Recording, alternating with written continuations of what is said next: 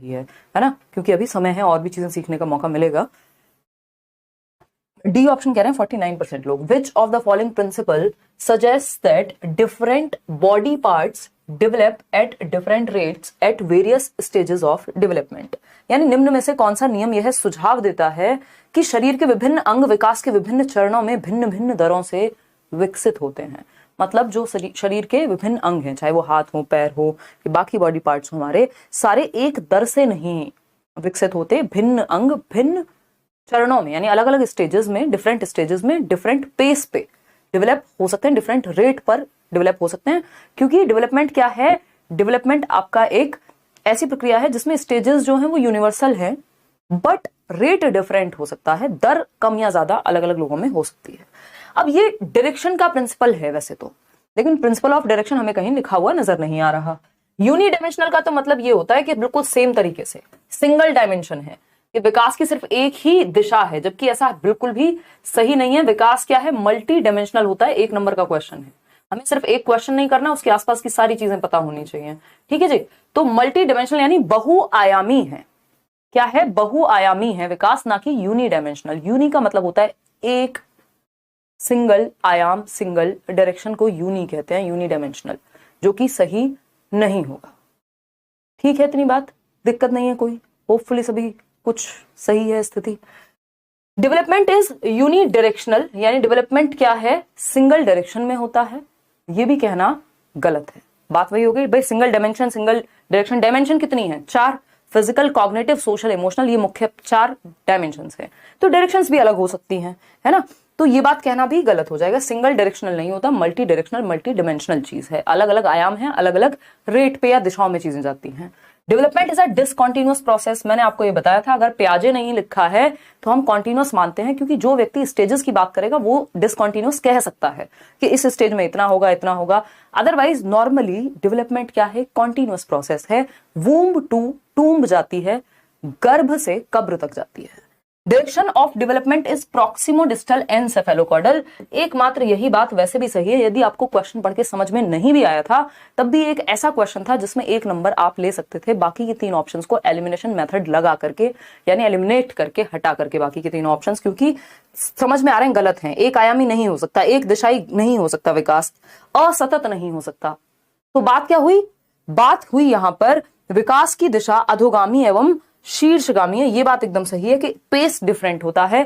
हमारी उंगलियों पे कंट्रोल आने से पहले हमारे आर्म्स पे, यानी हमारी भुजाओं पे कंट्रोल आता है ना। हमारे खड़ा होने सीखने से पहले हम गर्दन संभालना सीखते हैं, बैठना सीखते हैं, फिर खड़े होना सीखते हैं, दौड़ने से पहले चलना सीखते हैं। तो एक डायरेक्शन है। सब सारे पार्ट सेम रेट पे नहीं डेवलप हो रहे हैं। सर संभालना सीख लिया, फिर बाद में आप धड़ संभालना सीखेंगे। तो direction of development is proximodistal, centre to periphery and cephalocaudal. इस पे एक क्वेश्चन वैसे भी हमेशा आता है, रिपीट होते हैं क्वेश्चन भर भर के। ठीक है ना। चलिए खैर, अब एक बार हल्की सी नजर डालते हैं प्रॉक्सिमोडिस्टल एंड सेफेलोकॉर्डल पर, फिर हम नेक्स्ट क्वेश्चन पे मूव कर जाएंगे। ये क्वेश्चन बहुत बार आता है, अलग अलग तरीके से पूछा जाता है, इसमें फंसते भी बहुत हैं लोग। सेफेलोकॉर्डल, सेफेल का मतलब ही है खोपड़ी, कॉर्डल मतलब खोपड़ी। क्या है? सेफेल आपकी सर से जुड़ी हुई, कॉर्ड से जुड़ी हुई, तो मतलब सर से नीचे की तरफ विकास जाएगा। इसको लंबवत या लॉन्गिट्यूडिनल दिशा भी कह देते हैं। लंबवत या लॉन्गिट्यूडिनल डायरेक्शन ऑफ डेवलपमेंट भी कह देते हैं। क्यों? क्योंकि पहले बच्चे ने सर पे कंट्रोल आया, फिर ये जो बीच वाला पार्ट है आपका बैठना सीखा, फिर पैरों पे कंट्रोल जाएगा, तो हेड टू टो कह देते हैं, सिर से पैर की ओर। लॉन्गिट्यूडिनल कह देते हैं, लंबवत जिसको कहेंगे। पहले गर्दन संभालना सीखता है, फिर बैठना सीखेगा, फिर खड़े होना सीखेगा, फिर चलना सीखेगा, फिर दौड़ना सीखेगा। तो सेफेल का मतलब ही है ब्रेन, खोपड़ी की बात हो रही, तो सर से पैर। वहीं प्रॉक्सिमोडिस्टल, प्रॉक्सिमोडिस्टल क्या है भाई? सेंटर टू पेरिफेरी, यानी नियर टू फार भी लिख के आ जाता है। नियर टू फार यानी पार से पास से दूर की ओर, या फिर सेंटर से पेरिफेरी की ओर, यानी केंद्र से सीमाओं की ओर, या फिर इसको क्या कह सकते हैं हम? केंद्र से दूर की ओर। केंद्र को हम नियर मान रहे हैं यहां, कि सबसे पहले आपकी स्पाइनल कॉर्ड डेवलप होगी, यानी आपकी रीढ़ की हड्डी, फिर आपका इन आर्म्स पे कंट्रोल आता है, यानी आप पहले अपने हाथ चलाना सीख जाते हैं, अपने हाथ मतलब ये आर्म्स चलाना सीख जाते हैं, फिर उसके बाद आपका हाथ पे कंट्रोल आता है, उसके बाद आपका उंगलियों पे कंट्रोल आता है। दैट मींस कि हम बड़े ऑब्जेक्ट्स पहले पकड़ना सीखते हैं, फिर हम पेंसिल से प्रॉपर लिखना, यानी उंगलियों पे डेवलपमेंट बाद में आ रहा है। जबकि आप किसी चीज को पकड़ना, पहले पेन को पकड़ना तो सीख गए होंगे, लिखने में टाइम लगा होगा, क्योंकि फिंगर्स पर कंट्रोल बाद में आएगा, पहले हैंड पर आएगा, ओवरऑल जो हैंड है। ठीक, तो ये एक बेसिक सी बात है। दिशाएं हैं ये दो विकास की, प्रिंसिपल ऑफ डायरेक्शन के अंडर आती है, प्रॉक्सिमोडिस्टल और सेफेलोपॉडल। क्वेश्चन नंबर 2 देखिएगा एक बार, ये क्या कहता है समझते हैं कहानी को। पोल में जवाब दीजिएगा, कौन सा एक स्टेटमेंट करेक्ट है। नॉट करेक्ट नहीं पूछा है, करेक्ट है, यानी सही कौन सा एक स्टेटमेंट है ये हमसे पूछा है। फटाफट से बताइए, तब जाकर के हम बढ़ेंगे आगे। 1 नंबर का सवाल, आसान सवाल आज का, ये 30 नंबर का आप टेस्ट बिल्कुल मान करके चलें। हालांकि मैं इतने अच्छे से एक्सप्लेन कर दूंगी कि ये जो कॉन्सेप्ट्स हैं ये साथ में आपके क्लियर होते रहे, मजे मजे में हम लोग सीखते रहे, बहुत ज्यादा टेंशन ना लिए बिना। चले, बहुत ही बढ़िया। 94% लोग कह रहे हैं कि जी ए ऑप्शन सही है। बाकी के लोग क्या कह रहे हैं? बाकी के लोग कुछ नहीं कह रहे हैं, बाकी के लोग कह रहे हैं हमें नहीं पता। निशा तुम क्या कहती हो?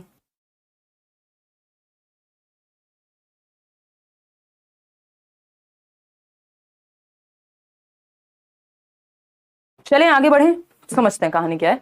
ए ऑप्शन 95% लोग कह रहे हैं। कौन सा एक स्टेटमेंट सही है? Children's development takes place in a socio cultural context, यानी सामाजिक सांस्कृतिक संदर्भ में या परिप्रेक्ष्य में बच्चों की विकास की प्रक्रिया वर्क करती है या कारगर है। बात सही है कि गलत है?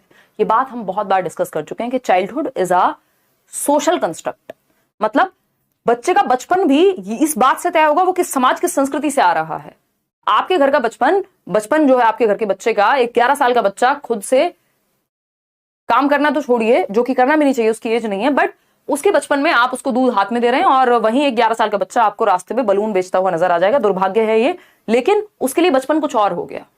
तो सोशियो कल्चरल कॉन्टेक्स्ट हो गया। जो चाइल्डहुड की का संप्रत्यय है या कॉन्सेप्ट है, वो सामाजिक सांस्कृतिक संदर्भ से भिन्न नहीं है, अलग नहीं है, उसी से जुड़ा हुआ है। ये बात कही गई है, 100% सही है। बात कई तरीके से घुमा करके पूछी जा सकती है, लेकिन बाकी के 3 ऑप्शन भी तो चेक करने पड़ेंगे ना।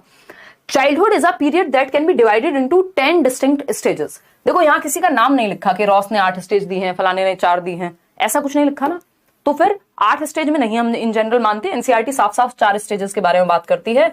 कौन सी हैं वो? इन्फेंसी है आपकी, है ना, ये 4 मुख्य स्टेजेस हैं विकास की। इन्फेंसी है, जिसको शैशवावस्था कह देते हैं, जन्म से 2 वर्ष। 1 नंबर का क्वेश्चन आ जाता है, मेरे साथ बोल सकते हो अगर पहले से पढ़ा हुआ है, तब भी घर में शोर मचाना शुरू कर दो। फिर आता है चाइल्डहुड, जिसको अर्ली चाइल्डहुड और लेटर चाइल्डहुड में डिवाइड कर लेते हैं। चाइल्डहुड, इसमें भी अर्ली और लेटर चाइल्डहुड। अर्ली चाइल्डहुड जिसको हम टॉय एज कहते हैं, 2 से 6 वर्ष। लेटर यानी उत्तर बाल्यावस्था, 6 से 12 वर्ष। फिर आ जाता है अडोलेसेंस। इसको अडोलेसेंस 4 अवस्थाओं में, मैंने तीसरे में ही दोनों लिख दिए हैं, इसलिए 3 नजर आ रहे हैं आपको, नहीं तो यही मुख्य अवस्थाएं हैं जो आपके विकास की अवस्थाएं। ठीक है जी, चलिए खैर, क्योंकि बाल विकास नहीं रहता फिर एडोलेसेंस के बाद, तो फिर वो ह्यूमन डेवलपमेंट में आ जाता है।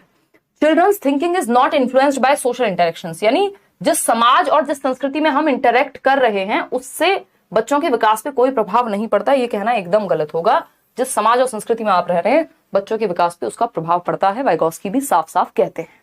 इतनी बात क्लियर है या कोई दिक्कत परेशानी है? बताइए। फिर आते हैं children's development is solely determined by genetics, यानी सिर्फ जेनेटिक्स। जेनेटिक्स मतलब आनुवांशिकता, मतलब हेरिडिटी। भाई सिर्फ हेरिडिटी से काम नहीं चलेगा। डेवलपमेंट किसका प्रोडक्ट है? हेरिडिटी इनटू एनवायरमेंट, यानी विकास जो है वो प्रोडक्ट है, गुणनफल है किसका? वातावरण एवं आनुवांशिकता का, यानी हेरिडिटी एंड एनवायरमेंट का प्रोडक्ट है डेवलपमेंट। आपको कितने भी अच्छे जीन्स मिले हैं, यदि एनवायरमेंट खराब मिल गया, यदि एनवायरमेंट से आपने गलत चीजें सीख ली, तो आप एक साइंटिस्ट बन सकते थे, अब आप वो धूम के चोर बन सकते हैं। मतलब जीन्स तो अच्छे मिले हैं, लेकिन डायरेक्शन चेंज हो जाएगी पूरी। तो वो डेवलपमेंट जो है, हेरिडिटी और एनवायरमेंट दोनों का प्रभाव उस पर पड़ता है। तो ये तीनों ही बातें गलत हैं। एक ही बात सही है कि बच्चों का विकास एक सामाजिक सांस्कृतिक परिप्रेक्ष्य में होता है। जिस समाज जिस संस्कृति में वो होते हैं, उस तरह की चीजें वो पढ़ते हैं, उस तरह की कल्चर से वो जुड़ते हैं। क्वेश्चन नंबर 3 देखिएगा एक बार, ये क्या कहता है भाई? The process of unfolding, the process of predetermined unfolding of genetic dispositions is called. ये क्वेश्चन रिपीट होते हैं भयंकर रूप से। हल्के से 2 शब्द चेंज करेगा और मिल जाएंगे आपको, क्योंकि टॉपिक तो सेम है ना, सिलेबस तो फिक्स्ड है भाई, आना तो है ही हर एक टॉपिक से क्वेश्चन। आनुवांशिक विन्यास की पूर्व निर्धारित रूप से प्रकट होने की प्रक्रिया, यानी अनफोल्डिंग ऑफ जेनेटिक कैरेक्टरिस्टिक्स, यानी जो आपके जीन्स में कोडेड हैं। जैसे कोडिंग होती है ना कंप्यूटर में, एक फोन में कुछ कोडिंग हुई होगी तभी आप कुछ टैप करते हैं तो अलार्म लगा पा रहे हैं, ये कर पा रहे हैं। इसी तरह से आपके जेनेटिक मेकअप में भी कोडिंग है, आपके बनने में एक कोडिंग है, और वो जो कोडिंग है वो समय के साथ अनफोल्ड होती है ना।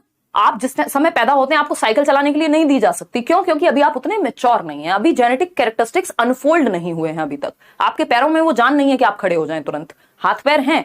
यानी समय के साथ आनुवांशिक कारकों का अनफोल्ड होना, बाहर निकल के आना, मैचुरेशन यानी परिपक्वता कहा जाता है, ये हाईली रिलेटेड होती है हेरिडिटी से। यानी या फिर अगर हम बात कर रहे हैं लड़कों में दाढ़ी मूछ का आना, या फिर अगर हम बात कर रहे हैं प्यूबर्टी हिट करने की, चाहे वो मेल्स हो फीमेल्स हो, वो सारे कैरेक्टरिस्टिक्स एक सर्टेन एज पर आ रहे हैं। इसका मतलब क्या हुआ? मैचुरेशन के कारण आ रहे हैं, हेरिडिटी में वो कोडिंग है जो अनफोल्ड हो रही है समय के साथ। दांत भी निकलते हैं आपके, आप खुद से थोड़ी निकाल देते हैं खींच के, स्वयं निकलेंगे टाइम के हिसाब से कि इतने साल के हो गए, अब ये कैरेक्टरिस्टिक अनफोल्ड हो जाएगा। इस पे ट्रेनिंग का बहुत ज्यादा प्रभाव नहीं पड़ता, बट गलत ट्रेनिंग से नेगेटिव प्रभाव जरूर पड़ सकता है। अडेप्टेशन, लर्निंग, सोशलाइजेशन, ये बातें यहां काम नहीं आएंगी क्योंकि बिल्कुल टू द पॉइंट क्वेश्चन है, इसमें मैं और आप कुछ नहीं कर सकते। ये वैसा ही है जैसे कोई संज्ञा की परिभाषा पूछे, इसको चेंज नहीं किया जा सकता। तो हम ये कहें कि अरे इसमें अडेप्टेशन क्यों नहीं हो सकता, क्योंकि जेनेटिक डिस्पोजिशन जो टाइम के साथ अनफोल्ड हो, ये बाय डेफिनेशन मैचुरेशन का ही उदाहरण है। ठीक है ना? बहुत अच्छे समझ में आता है, बस रियाज अच्छे से ही समझ में आना चाहिए, इसीलिए इतनी कहानियां मैं एक क्वेश्चन पे पूरा घुमा करके अच्छे से एक्सप्लेन करती हूँ, ताकि उसके आसपास की बात भी समझ आ सके। और ये क्वेश्चन जैसे ही थोड़ा सा लैंग्वेज चेंज हो, आप ना घबरा जाएं, आपके कॉन्सेप्ट क्लियर होने चाहिए। और 30 क्वेश्चन से हमारे 90 क्वेश्चन के बराबर क्वेश्चन हो जाने चाहिए, क्योंकि कॉन्सेप्ट इतने पढ़ लिए हो हमने। Dash is a primary and dash is a secondary agent of socialisation, यानी यहां पे प्राइमरी आएगा और उधर सेकेंडरी एजेंट आएगा। यानी सामाजिकरण, समाज में कैसे रहते हैं, कैसे बिहेव करते हैं, क्या नॉर्म्स हैं, कैसे अडेप्ट करते हैं, कैसे एडजस्ट करते हैं, ये सारी प्रक्रिया को हम सोशलाइजेशन कहते हैं। अब मनुष्य एक सामाजिक प्राणी है, समाज में रहना सीखेगा, उस प्रक्रिया को सामाजिकरण की प्रक्रिया कह रहे हैं। एक प्राइमरी सोशलाइजेशन का एजेंट है, यानी एक वाहक है जो प्राथमिक कहा जाता है सामाजिकरण की प्रक्रिया को सिखाने के लिए, और दूसरा वाहक है जिसको हम गौड़ वाहक कहते हैं। कौन है प्राथमिक? परिवार होगा हमेशा, क्योंकि सबसे पहले आप पड़ोसी के घर में नहीं अपने ही घर में होते हैं, या जिस भी घर में आप हैं वो आपके लिए परिवार हो गया उस समय। तो ये प्राइमरी एजेंट हो गया सोशलाइजेशन का। तो फैमिली क्या है? प्राइमरी एजेंट ऑफ सोशलाइजेशन है। परिवार क्या है? प्राथमिक वाहक है कि आप समाज के तौर तरीके, नियम, कायदे, कानून कैसे सीखेंगे, इसके बारे में सबसे पहला इंट्रोडक्शन परिवार ही आपको देता है। कि कोई घर में आता है तो उसको पानी देते हैं या गाली देते हैं, ये डिपेंड करेगा फैमिली पे। ठीक है ना? चलिए नेक्स्ट है school is a secondary agent of socialisation. बाद में आप स्कूल जाते हैं, बहुत सारे लोगों से मिलते हैं, अलग अलग कल्चर, अलग अलग भाषा बोलने वाले बच्चे होंगे, वो भी एक तरह का सोशलाइजेशन है। कॉलेज में जाते हैं तो अलग तरह का। तो परिवार क्या है? प्राथमिक कारक, और स्कूल जो है वो सेकेंडरी है। नेबरहुड का अपना कोई खास अस्तित्व है नहीं, अगर ये परिवार के साथ आ जाए तो प्राइमरी बन जाता है, स्कूल के साथ आ जाए तो सेकेंडरी बन जाता है। मीडिया हमेशा सेकेंडरी होता है, मीडिया हमेशा सेकेंडरी होता है, मीडिया सेकेंडरी होता है, यहाँ फैमिली की जगह नहीं लग सकते। तो A option is the right answer, ये आपको समझ में आ भी गया है। क्वेश्चन नंबर 5, क्वेश्चन नंबर 5 देखिए और जवाब दीजिए। अकॉर्डिंग टू लॉरेंस कोहलबर्ग, यानी कोहलबर्ग के अनुसार, what is the primary basis for 7-8 year old children's moral decisions, यानी कि 7-8 साल के बच्चों के लिए, 7-8 साल के बच्चों को नैतिक निर्णय या नैतिक निर्माण के लिए कौन सी रीजनिंग लगती है? अगर 7-8 साल का बच्चा है तो उसके लिए सही और गलत किस बेसिस पे निर्धारित होगा, ये पूछा है। पहला है social order maintenance, social contract maintenance, punishment and obedience, या यूनिवर्सल एथिकल प्रिंसिपल। कई लोगों को ये थियरी समझ में नहीं आती, आज आ जाएगी, मैं अभी आपको ये बता दूंगी। ठीक है, चलिए खैर समझते हैं कहानी है क्या। 60% लोग कह रहे हैं क्या? सी ऑप्शन, जो कि बिल्कुल सही है, बट क्यों सही है इस पे चर्चा करेंगे। पनिशमेंट एंड ओबीडियंस, दंड और आज्ञा पालन। भाई हमें पता है कि जो चाइल्डहुड या 10 साल तक की उम्र की कहानी है वो आपकी प्री कन्वेंशनल में आती है, जिसकी पहली स्टेज है पनिशमेंट एंड ओबीडियंस। फिर आता है आपका एडोलेसेंस वाला पीरियड, फिर एडल्टहुड की तरफ हम चले जाएंगे। तो ये पहली अवस्था है, मतलब बच्चा चाइल्डहुड में है, तो आपको पता है चाइल्डहुड के बच्चे के लिए पनिशमेंट एंड ओबीडियंस जो है मुख्य चीज है। 4 से 10 वर्ष की जो उम्र है वो पहली अवस्था में, फिर एडोलेसेंस बीच में, फिर एडल्टहुड आपका थर्ड में। समझते हैं कहानी क्या चल रही है। कोहलबर्ग की थियरी आपको पता है, फटाफट से 1 मिनट देके पूरी थियरी को रिवाइज कर लेते हैं, है ना। ये बार बार जितनी बार रिवाइज करोगे, ये मत सोचो हमने पढ़ लिया है हमें पता है। ये पता वाले सबसे ज्यादा गलती करके आते हैं पेपर में, क्योंकि कंफ्यूजन हो जाती है, फिर वहां आसान क्वेश्चन गलत हो जाता है। हमें पता है इसकी 3 कैटेगरीज हैं, है ना। हमें ये 3 बॉक्स में समझना है। वो 3 बॉक्स कौन से हैं? एक है प्री कन्वेंशनल, 3 लेवल बताए हैं इन्होंने, इसको पूर्व पारंपरिक कहते हैं, है ना, 4 से 10 वर्ष की अवस्था। और दूसरा है कन्वेंशनल यानी ट्रेडिशनल या फिर पारंपरिक अवस्था, इसको लेवल की बात हो रही, 3 लेवल है ना, 12 से 13 या 12 से 14, 10 से 13 भी कई लोग कह देंगे। बेसिकली एडोलेसेंस वाला पीरियड इसी में आ जाता है, और फिर आता है पोस्ट कन्वेंशनल, ये एडोलेसेंस से और अडल्टहुड तक की बात है, यानी उत्तर पारंपरिक। इस पे एज पे क्वेश्चन वैसे कम ही आता है। अब आपको ये पता है इसमें भी 2 स्टेजेस हैं पूर्व पारंपरिक में। इसमें एक्सटर्नली बच्चों की खुद की मॉरलिटी नहीं होती, एक्सटर्नल मॉरलिटी के प्रिंसिपल्स पे वो चलते हैं, जैसे पनिशमेंट एंड ओबीडियंस, यानी दंड से बचने के लिए क्या करेगा बच्चा, आज्ञा का पालन करेगा, ये पहली अवस्था है। दूसरी क्या है, mutual exchange tit for tat, जिसको हम कह देते हैं, है ना, सेल्फ इंटरेस्ट की अवस्था है कि बच्चा जैसे को तैसा, तूने मेरी पेंसिल तोड़ी, मैं तेरी नोटबुक या लंच खा जाऊंगा, कल मैंने लंच दिया था, आज मेरे को वापस दे।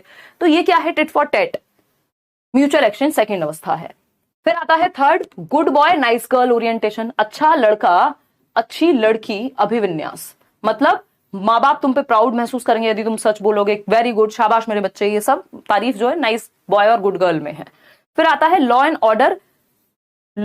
ऑर्डर ओरिएंटेशन, इसको सोशल कॉन्ट्रैक्ट ओरिएंटेशन भी कह देते हैं कई लोग। इसमें होता है रूल्स आर रूल्स, जो समाज ने नियम बना दिए वो फाइनल है, उनमें परिवर्तन नहीं हो सकता। फिर आपका आता है सोशल ऑर्डर मेंटेनिंग, नहीं है, इसका नाम है सोशल ऑर्डर मेंटेनिंग, इसको कहते हैं, और इसको कहते हैं social contract orientation and individual rights. पूरा नाम जो है सोशल कॉन्ट्रैक्ट ओरिएंटेशन या इंडिविजुअल राइट्स। अभी मैं सोशल कॉन्ट्रैक्ट नहीं लिख रही हूं ताकि आपको इंडिविजुअल राइट्स वाली बात याद रहे, क्योंकि यहाँ पे महत्वपूर्ण यही है कि समाज में नियम है लेकिन इंडिविजुअल के भी राइट्स हैं, जरूरत पड़ी तो नियमों को बदला जा सकता है, ये एक बात है। लास्ट है यूनिवर्सल एथिकल प्रिंसिपल, यानी पूरी दुनिया से लड़ जाएंगे आप यदि आपके जो एथिक्स हैं, आपके जो प्रिंसिपल्स हैं, इसमें महात्मा गांधी, भगत सिंह, बड़ी मतलब बहुत ज्यादा बड़े वर्ग के लिए या ह्यूमैनिटी के लिए आप सबसे लड़ने को तैयार हो जाएंगे। इंडिविजुअल राइट्स में क्या है कि नियमों को बदला जा सकता है। भाई रेड लाइट पे अगर किसी की तबीयत खराब है तो वो जंप की जाती है एक्सेप्शन में, या एम्बुलेंस है तो उसका जाना गलत नहीं है। ये क्या हुआ, individual rights and social contract की बात हो गई कि यदि जरूरत पड़े तो वो नियमों में बदलाव संभव है। लेकिन एक बड़े मुद्दे के लिए जब आप लड़ रहे हैं अकेले, तो जैसे आजादी, तो यूनिवर्सल एथिकल प्रिंसिपल्स हो गया, फिर यहाँ पे आपके खुद के एथिक्स होते हैं जो वर्क करते हैं। तो ये 3 लेवल्स थे। आगे बढ़ेंगे नेक्स्ट क्वेश्चन पे। नेक्स्ट क्वेश्चन क्या है, नेक्स्ट क्वेश्चन है क्वेश्चन नंबर 6। देखिएगा, ये कहता है seriation in Jean Piaget's theory refers to, यानी जो सीरिएशन है पियाजे की थियरी में, यानी पियाजे के सिद्धांत में क्रमबद्धता जो है वो किस संदर्भ में प्रयोग हुआ है। सीरिएशन वर्ड आपको पता है किस स्टेज में आता है, बताओ सीरिएशन किस में आता है, कोई बताना चाहेगा लिख करके, फटाफट से बताइए सीरिएशन कहां आता है, जल्दी बताइए। लाइक शेयर करिए मत करिए बट आंसर जरूर करिए, बताइए।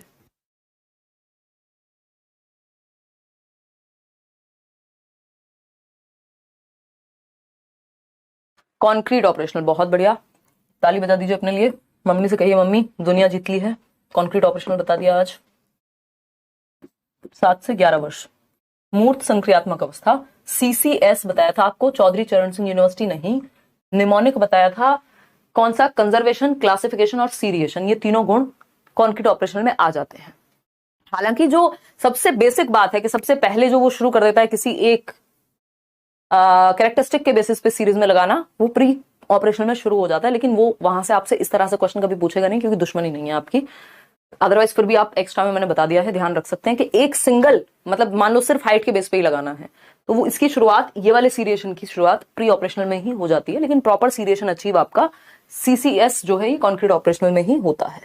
तो seriation in Jean's Piaget's theory refers to the ability to order objects based on one dimension, for example length, यानी लेंथ के आधार पर, लंबाई के आधार पर एक डायमेंशन को ध्यान में रखते हुए आप सीरीज में लगा पा रहे हैं।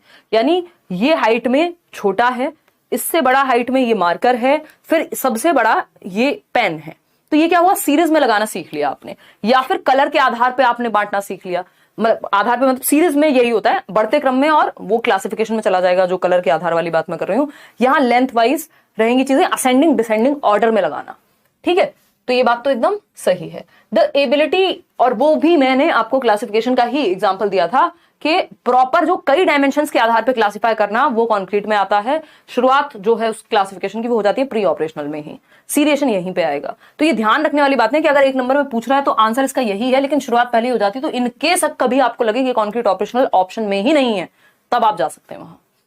The ability to take the perspective of others, दूसरों के परिप्रेक्ष्य को समझना, इसको कहते हैं कि अब बच्चे के अंदर ईगोसेंट्रिज्म जा रहा है, डिसेंट्रेशन आ गया है। Narrative form of thinking as used in story telling, ऐसा भी नहीं है कि वो खुद से बात कर रहा है, self talk. The ability to spatially map places like one's school, यहां पे इसकी भी कोई बात नहीं, ये स्पेशल इंटेलिजेंस में चला जाएगा, तो A option is the right answer. आगे बढ़ेंगे, क्योंकि हमसे सीरिएशन पूछा था, ये क्लासिफिकेशन का एक उदाहरण है और सीरिएशन का भी है ना, दोनों का उदाहरण मैंने एक साथ दे दिया है। सीरिएशन कैसे है, ये सबसे छोटा, फिर इससे बड़ा, फिर सबसे बड़ा, मतलब ये असेंडिंग ऑर्डर हो गया। अपवर्ती और अनुवर्ती क्रम होता था ना हिंदी में, तो असेंडिंग ऑर्डर में लगा दिया इसको। यहां पे हम देख रहे हैं इस साइड से अगर देखोगे तो यही डिसेंडिंग ऑर्डर में हमें नजर आ रहा है। सबसे बड़ा जो आपका स्क्वायर शेप है, फिर उससे छोटा, फिर सबसे छोटा, तो ये असेंडिंग डिसेंडिंग ऑर्डर में सीरीज में लगा दिया आपने, क्रम में लगा दिया, बेसिकली क्रमबद्धता कहेंगे इसको, सीरिएशन हो गया। सेम कलर है तो एक तरह का क्लासिफिकेशन हो गया, ये वाले कलर को एक साथ, ये वाले कलर को एक साथ, ये वाले कलर को एक साथ, तो दोनों का एग्जांपल आपको मैंने यहां दे दिया। सीरिएशन और क्लासिफिकेशन दोनों ही वर्गीकरण भी है यहाँ रंग के आधार पे, और बढ़ते और घटते क्रम में है तो सीरिएशन कहेंगे। क्वेश्चन नंबर 7 देखिए, दोनों आते कहां हैं, कॉन्क्रीट ऑपरेशनल में 7 से 11 वर्ष की अवस्था में। क्वेश्चन नंबर 7 देखिए, नसीमा अ 5 ईयर ओल्ड, यानी 5 साल की बच्ची, एज पे ध्यान दीजिएगा, है ना। नसीमा एक 5 साल की बच्ची है, is certain that rolling out a ball of clay into a snake creates more clay. Clay मिट्टी समझते हो, वो जो चिकनी मिट्टी होती है, क्ले आजकल खेलने के लिए भी आती है बच्चों की, जो फाइन मोटर स्किल्स हैं, सूक्ष्म गतिक कौशल अगर आपको अच्छा करना है तो बच्चों को क्ले मिट्टी का इस्तेमाल करने को कहा जाता है कि वो अलग अलग शेप बनाए, तो उससे उनका फिंगर्स पे कंट्रोल आता है, उनकी सूक्ष्म गतिक कौशल, फाइन मोटर स्किल्स अच्छी होती हैं। ग्रॉस मोटर के लिए तो आप दौड़ना भागना सीख लेते हैं, पहले ग्रॉस मोटर आती है, फिर बाद में फाइन मोटर आती है, ठीक है ना। गुड इवनिंग सनी, ठीक है। तो ये जो बात है कि क्ले मिट्टी, मान लो एक क्ले की बॉल है या आटा ही है फॉर दैट मैटर, आटे से आप वो बनाते हैं ना गोल गोल, फिर उससे अगर आप बड़ी रोटी बना दे रहे हैं तो बच्चे को लगेगा कि अब ये जो वो आटा था उसकी क्वांटिटी ज्यादा हो गई। या क्ले से, या इसको ऐसे भी देख सकते हैं कि जो एक पेपर था, मान लीजिए जब मैंने इसको एक क्ले की तरह, ये क्ले है, और इस क्ले से जब मैं कोई लाइन बना दे रही हूं बड़ी सी, या जितनी भी बड़ी बनेगी, तो बच्चे को लगेगा इस क्ले की क्वांटिटी बढ़ गई, पहले ये छोटी थी, अब क्योंकि इसको ऐसे रोल कर दिया गया है, ऐसे रोल कर दिया गया है, तो ये क्या बन गया, क्वांटिटी ज्यादा बन गई, वो जो क्ले थी वो बढ़ गई। जबकि ऐसा नहीं है, क्ले उतनी ही है जितनी बिना स्नेक बनाई थी। तो अकॉर्डिंग टू जीन पियाजे, what is the reasoning behind her thinking, भाई क्या तर्क लगाएगा बच्चा इसमें। और ये कहां होती है, ये बात प्री ऑपरेशनल स्टेज में होती है। प्री ऑपरेशनल स्टेज किसको कहते हैं, पूर्व संक्रियात्मक अवस्था, लॉजिक से पहले की अवस्था, 2 से 7 वर्ष, प्री ऑपरेशनल। बात ठीक है नहीं है, बिल्कुल ठीक है जी। ट्रांजिटिव इन्फेरेंस ये बिल्कुल नहीं है, ट्रांजिटिव इन्फेरेंस वो है ए बड़ा है बी से, बी बड़ा है सी से, तो सबसे बड़ा हो गया, A is greater than B and C both, या ए इज टॉलेस्ट, ये ट्रांजिटिव इन्फेरेंस है कि आपने अनुमान लगाया है ये वाली रीजनिंग लगा करके। हाइपोथेटिकल डिडक्टिव रीजनिंग में तो एब्स्ट्रैक्ट थॉट लगेगा, साइंटिफिक थिंकिंग लगेगी, इसकी तो बात ही नहीं हो रही है ना। तो हम ये कहेंगे कि बच्चा जो है उसकी जो रीजनिंग है वो सेंटर्ड है, सेंट्रेशन है बच्चे में, अभी क्या है, सेंट्रेशन है बच्चे में। पढ़ते हैं फिर से। 5 वर्षीय नसीमा को यह लगता है कि चिकनी मिट्टी के गोले को यदि दबाकर एक सांप के रूप में परिवर्तित करें तो चिकनी मिट्टी बढ़ जाती है। जीन पियाजे के अनुसार उसकी इस सोच के पीछे कौन सा तर्क है, बताइए।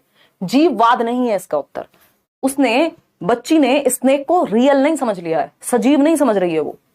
यहां पे सेंट्रेशन है, सेंट्रेशन इसका उत्तर है। क्यों? क्योंकि बच्चे का जो ध्यान है वो केंद्रीयता के कारण, उसकी सोच में केंद्रीयता है, उसके तर्क में केंद्रीयता है, यानी उसका फोकस सिर्फ एक एस्पेक्ट पे है, लेंथ पे, कि सांप की लेंथ ज्यादा होती है तो मिट्टी बढ़ गई, जबकि डिसेंटर करके देखेगी तो वही तो क्वांटिटी है सेम।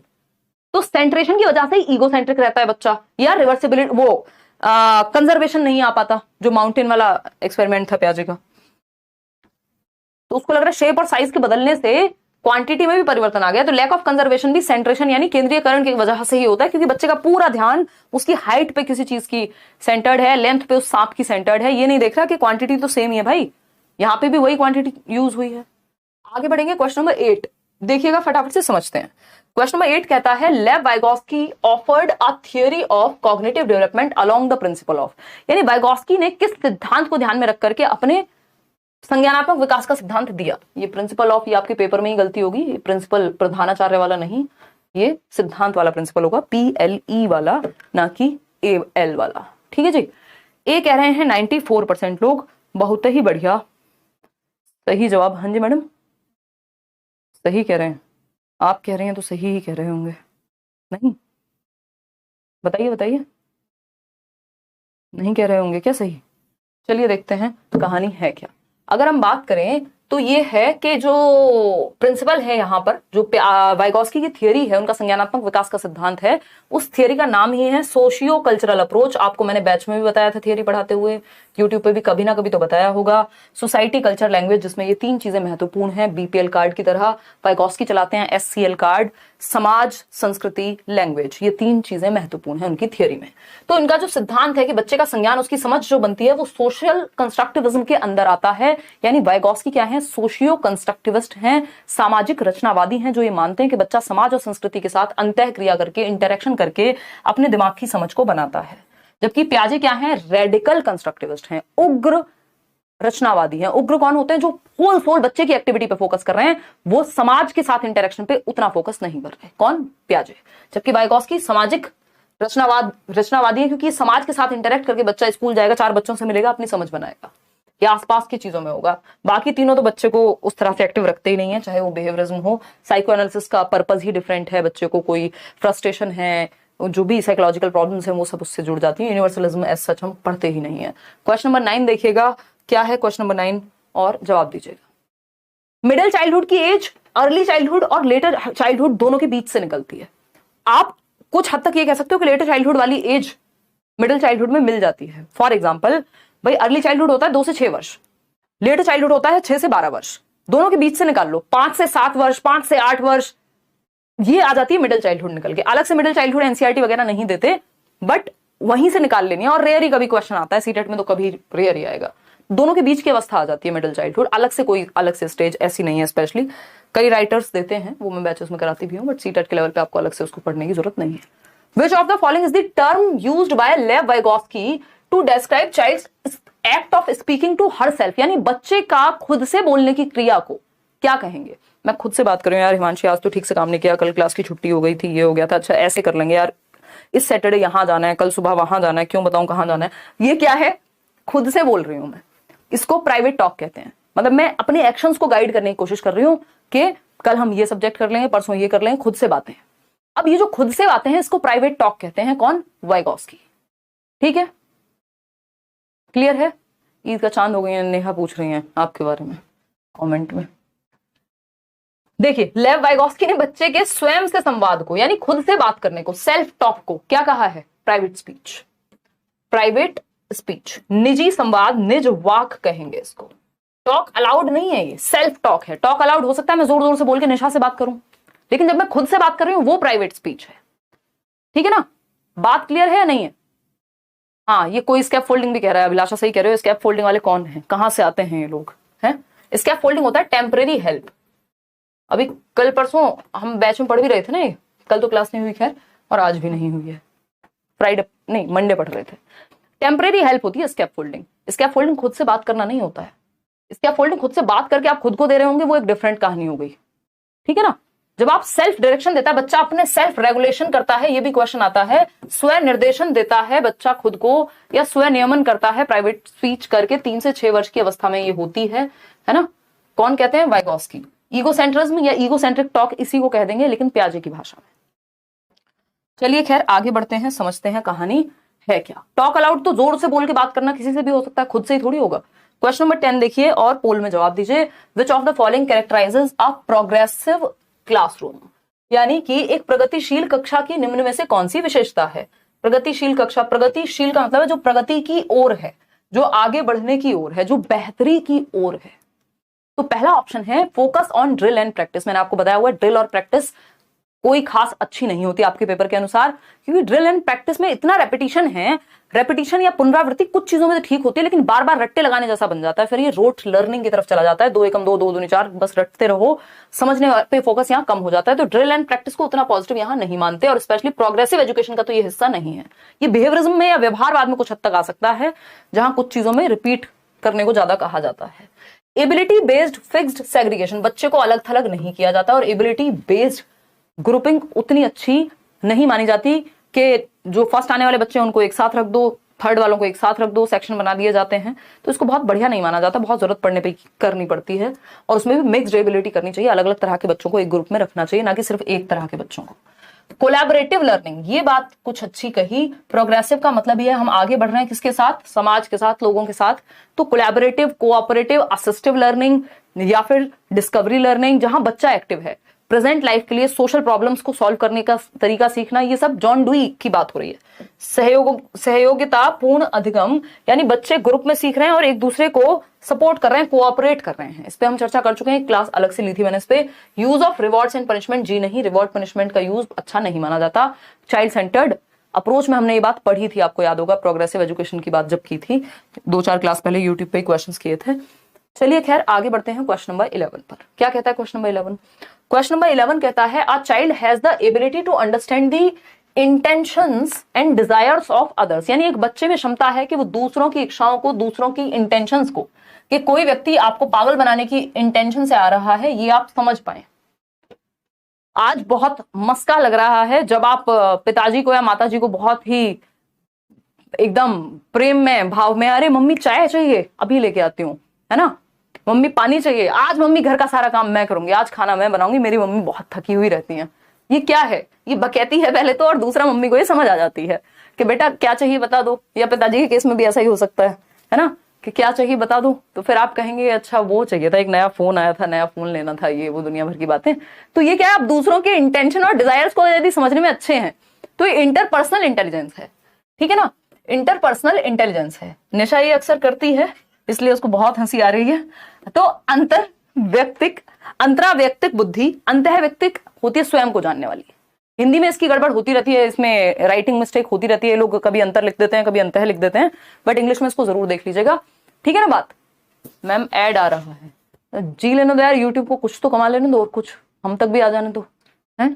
देखो एक बार, तो अगर हम बात करें इंटरपर्सनल इंटेलिजेंस की, यानी अदर्स की मोटिवेशंस, अदर्स के इंटेंशंस, अदर्स की डिजायर, अगर सेल्फ, खुद की डिजायर्स, खुद के मोटिवेशन को समझने वाली बात होती तो इंट्रा पर्सनल हो जाता। इंट्रा का मतलब ये होता है सेल्फ, इंटर का मतलब 2 या 2 से अधिक, इंटर स्टेट बसेस चलती हैं, इंटरनेशनल फ्लाइट्स चलती हैं, इंटर का मतलब ये 2 या 2 से अधिक। जैसे इंटरनेट है इवन, तो सब जगह पे है। एक इंट्रानेट होता है, कभी पढ़ा हो। नेचुरलिस्टिक तो गार्डनर वगैरह में हो जाएगी, फार्मर्स में हो जाएगी। स्पेशल इंटेलिजेंस हो जाएगी जो लोग आर्किटेक्ट वगैरह हैं, मूर्तिकार हैं, ठीक है ना।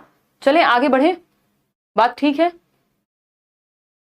देख रही है निशा मैम, हिमांशु मैम क्या बोल रही हैं। चलिए चलो, B option is the right answer. मैं कुछ नहीं सुन पा रही हूँ, क्या बोल रही हो तुम। देखो एक बार क्वेश्चन नंबर 12, क्वेश्चन नंबर 12 क्या कहता है, एनपीई की बात हुई है, नेशनल एजुकेशन पॉलिसी 2020 की। विच of the following statements is proposed in NPE 2020, यानी कि राष्ट्रीय शिक्षा नीति 2020 में निम्न में से कौन सा कथन प्रस्तावित है, बताइए कौन सा कथन प्रस्तावित है।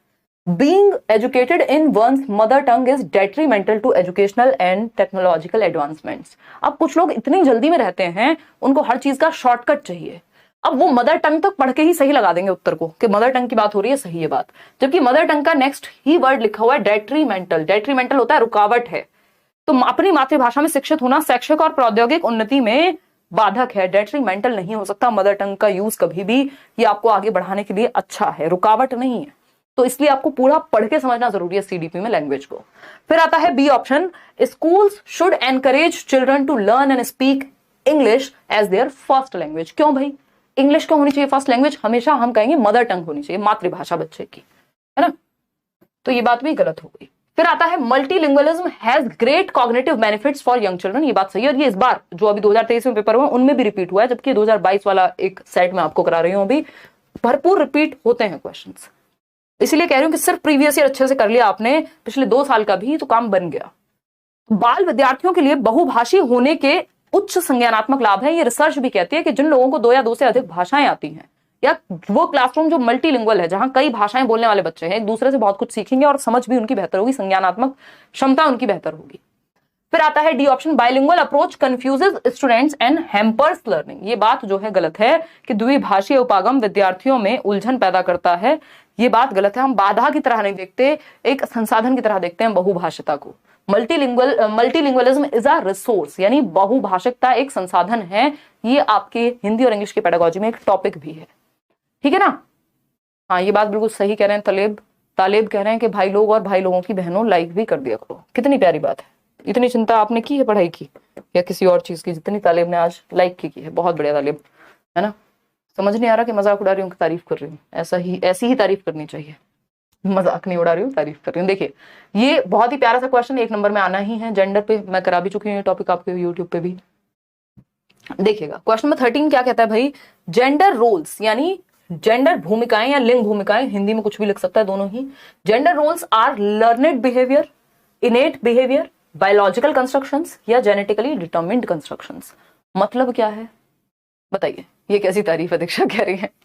देखिए एक बार पीआरटी बैच में एडमिशन रीओपन करा दीजिए। हो जाएगा नन्नी, शायद डेट भी डिसाइड हो गई है, 1 हफ्ते बाद हो जाएगा, 1 जुलाई के आसपास हो जाएगा। DEET+U में और पेडागोजी स्पेशल दोनों ही बैचेस में आप लोगों की भयंकर डिमांड आ रही है, उसमें एडमिशन क्लोज हो गए थे। चलिए बहुत बढ़िया, जय बजरंग। ठीक है जी, और बताइए। कह रहे हैं मेरा नीट क्वालिफाई हो गया सीटेट पढ़ के। हा। चलिए बहुत बढ़िया, कॉन्ग्रेचुलेशन। देखिए जेंडर रोल्स क्या है, बायोलॉजिकल डिस्पोजिशंस हैं। ये कौन से अच्छे पदार्थ का सेवन आप कर रहे हैं कि आप इसका जवाब सी ऑप्शन दे रहे हैं। कैसे, मैं कहा मतलब उठा ले रे देवा वाली स्थिति आ गई है। पानी चुल्लू भर कहीं से ढूंढ लो यार, है शर्म नहीं आती है। जेंडर लिखा है भाई, सेक्स नहीं लिखा है। सेक्स लिखा होता तब तो बायोलॉजिकल कंस्ट्रक्शन कहते कि महिला और पुरुष अलग तरीके से बने हैं, उनमें महिलाएं बच्चों को जन्म देती हैं, पुरुष में कुछ और होगा। मतलब ये जैविक विशेषताओं की बात हो रही है। सेक्स तो लिखा हो तब तो बायोलॉजिकल कंस्ट्रक्ट लिखोगे। है जेंडर को कैसे बायोलॉजिकल कंस्ट्रक्ट कह दोगे भाई, ये तो गड़बड़ हो गई। Gender as a social construct कभी सिलेबस उठा के पढ़ना सीटेट का, ये टॉपिक भी है आपका। लिंग एक सामाजिक रचना के रूप में समाज ने बनाया है जेंडर रोल्स को, है ना। तभी हम देख रहे हैं इतना जेंडर बायसनेस और जेंडर स्टीरियोटाइप है, क्योंकि आधे लोग तो अभी भी यही कह रहे हैं कि बायोलॉजिकल कंस्ट्रक्ट है जेंडर, जो कि समाज ने बनाया है। झाड़ू महिलाएं अच्छी लगाएंगी, ये किसने लिखा है, समाज ने बनाया है। तो लर्नेड बिहेवियर है जेंडर, कोई बायोलॉजिकल बिहेवियर नहीं है या बायोलॉजिकल कॉन्सेप्ट नहीं है जेंडर रोल्स। जो सेक्स है वो बायोलॉजिकल है, जेंडर समाज ने बनाया है। किसने पढ़ा दिया आपको? देखो लर्नेड बिहेवियर है तो A option should be the right answer, ना कि सी, है ना। नींद में जवाब नहीं देना, जल्दीबाजी में पढ़ के जवाब देना है, ठीक है नवीन। चलिए जेनेटिकली डिटरमिन्ड, अगेन सेक्स हो गया वो तो, ठीक है ना। बायोलॉजिकल कंस्ट्रक्शन भी सेक्स हो गया। इनेट बिहेवियर क्या होता है? इनेट बिहेवियर होते हैं आपके जो आपको जेनेटिक्स से मिल गया, आपके जीन्स से। जैसे मेरा टेम्परामेंट हो सकता है भाई, स्वभाव, मेरे माताजी पिताजी को जल्दी गुस्सा आता हो, वो थोड़ा सा टेम्परामेंट मेरे अंदर भी आ गया हो सकता है आईक्यू जो है वो कुछ हद तक हेरिडिटी से ज्यादा प्रभावित होगा, आएगा स्ट्राइकर, है ना। तो इनेट बिहेवियर, या फिर इनेट बिहेवियर और क्या हो सकता है, या इनेट बिहेवियर आपका हो सकता है कि बच्चे को आप कोई ट्रेनिंग नहीं देते हैं कि दूध पीने की, वो गर्भ से ही वो सकिंग का जो स्कीमा कह लीजिए एक तरह से, वो इनेट बिहेवियर है कुछ हद तक। वो बस हल्का सा उसको पुश करो, वो अपने आप सीख जाता है माता से दुग्ध पान करना, ठीक है ना। फीडिंग जो है, आप ब्रेस्ट फीडिंग सिखा नहीं रहे बच्चे को, वो इनेट बिहेवियर जैसा ही है। तो ये, लेकिन जेंडर क्या है? लर्नेड बिहेवियर है कि समाज में लड़कियां ऐसे रहती हैं, लड़के वैसे रहते हैं, लड़कियां ये काम करती हैं, लड़के वो काम करते हैं, ये समाज ने सिखाया है, ये लर्नेड बिहेवियर है। ये अधिग्रहित व्यवहार है जिसका अधिग्रहण किया है आपने दुनिया में आकर के। कोई भी नाम नहीं लिखा था किसी भी काम पे, ऐसी गड़बड़ नहीं करनी है। जब सेक्स लिखा हो तब बायोलॉजिकल कंस्ट्रक्ट कहना है, या इनेट भी आप तब कहोगे। इनेट सही शब्द नहीं होगा, उसके लिए बायोलॉजिकल ही होगा। क्वेश्चन नंबर 14 देखिए फटाफट से। आज हम थोड़ा स्लो चल रहे हैं बट डीप में चल रहे हैं, प्रॉपरली समझ के चल रहे हैं, और ऐसी हरकतें मत करो यार, आंसू आ गए मेरे। ठीक, सही है बात। कोई कह रहा नींद आ रही है इसलिए गलत हो गया। नींद आ रही है, कोई बात नहीं, सो जाओ, कल करना आंसर। क्या लगा था मैं इस पे भी ज्ञान दूंगी, अभी मूड नहीं है यार। देखिए बहुत बढ़िया, सबके मैसेजेस रीड करते हो, मेरा नहीं करते हो। दामिनी मिश्रा कह रही हैं, दामिनी ऐसा नहीं है, 66% लोग बी ऑप्शन दे रहे हैं, उस पर ध्यान देते हैं। चलिए देखते हैं कौन सा सही है। The primary goal of continuous and comprehensive evaluation एक असेसमेंट का मूल्यांकन का तरीका है जो सीबीएसई ने लागू किया था, जिसको सतत एवं समग्र मूल्यांकन कहते हैं। कॉन्टिन्यूअस एवं कॉम्प्रिहेंसिव, कॉन्टिन्यूअस का मतलब होता है लगातार आप बच्चे को पूरे साल किसी ना किसी फॉर्म में आकलन करते रहते हैं कि कितना सीखा, कैसे सीखा, कितना सीखना बाकी है। कॉम्प्रिहेंसिव होता है करिकुलर एंड को करिकुलर दोनों पक्षों को, यानी शैक्षिक पढ़ाई लिखाई, पेपर पेंसिल टेस्ट वगैरह, और सह शैक्षिक मेहंदी लगाने में कैसा है, फुटबॉल खेलने में कैसा है, सिंगिंग में कैसा है, बाकी सारे एस्पेक्ट्स करिकुलर को करिकुलर दोनों आ जाते हैं कॉम्प्रिहेंसिव में, ठीक है ना। तो ये बात आती है कॉन्टिन्यूअस एंड कॉम्प्रिहेंसिव इवैल्यूएशन के अंदर। कौन सी बात सही है? कंपेयर करने के लिए कभी भी कोई भी आकलन नहीं होता कि एक बच्चा है ए, दूसरा बच्चा है बी, तुम बी से अच्छे हो, तुम सी से अच्छे हो, शर्मा जी का बच्चा फर्स्ट आया, वर्मा जी का बच्चा ये आया। कंपेयर नहीं करना बच्चे को आपको, ये सबसे नेगेटिव बात है। ठीक है। To assess children's understanding and modify the curriculum and pedagogy for students, यानी बच्चे की समझ का आकलन और अपने पेडागोजी में, पेडागोजी क्या है? जिस तरह से आप पढ़ाते हैं, आपके टीचिंग के फंडे एज अ टीचर, या फिर आपका वे ऑफ टीचिंग, आपकी साइंस ऑफ टीचिंग, आपकी आर्ट ऑफ टीचिंग, उस पेडागोजिकल वेज में, उस पेडागोजी में परिवर्तन कर पाएंगे आप बच्चे का आकलन करके कि बच्चे को समझने में कहां दिक्कत आ रही है। अभी जेंडर वाला जो क्वेश्चन था वो 30 सेकंड का भी क्वेश्चन नहीं था, आप लोगों ने 50% से ज्यादा लोगों ने गलत आंसर दे दिया। तो अब मेरी मजबूरी हो गई कि उसमें मैं 1 घंटे तक ज्ञान दूं, मतलब थोड़ा उसको एक्सप्लेन करूं। इसका मतलब क्या हुआ? मैं अपनी पेडागोजी में चेंज करूंगी। जैसे ही मैं आकलन हुआ पोल के माध्यम से कि आप गड़बड़ कर रहे हैं, तो मेरे पास फीडबैक आ गया कि अब मैं आपकी अंडरस्टैंडिंग को समझते हुए करिकुलम की जो पेडागोजी है, मेथड है अपना, उसको मॉडिफाई कर लूं। इसलिए पोल हो गया जरूरी। तो ये बात तो एकदम सही है, सीसी इसीलिए लाया गया कि फीडबैक दिया जा सके और बेहतर किया जा सके लर्निंग को, आप जान सकें बच्चों को कितना आता है और कैसे उसको बेहतर करेंगे। रैंक करने के लिए, लेबल करने के लिए, पास और फेल का ठप्पा लगाने के लिए इसलिए नहीं होता आकलन। तो बाकी के ऑप्शन सारे नेगेटिव हैं, सिर्फ B option is the right answer. Question number 15 देखिए क्या कहता है। क्वेश्चन नंबर 15 थोड़ा सा बड़ा क्वेश्चन है बट आप जवाब दे पाएंगे। Before deciding an assessment method, यानी आकलन का तरीका निर्धारित करने से पहले, डिसाइड करने से पहले कि किस मेथड से असेसमेंट होगा, पेपर पेंसिल पे लेंगे, ओरल क्वेश्चन पूछेंगे, कोई और एक्टिविटी करा के जांचेंगे बच्चे को, ये सब डिसाइड करने से पहले what all should the teacher keep in mind, यानी टीचर को किन बातों को अपने दिमाग में रखना चाहिए, बताइएगा। पहला ऑप्शन है who is going to use the results beside me, यानी मेरे अलावा ये जो रिजल्ट्स आएंगे इनको कौन कौन यूज करने वाला है। प्रिंसिपल देखेंगे, बच्चे के पेरेंट्स देखेंगे, कौन देखेंगे?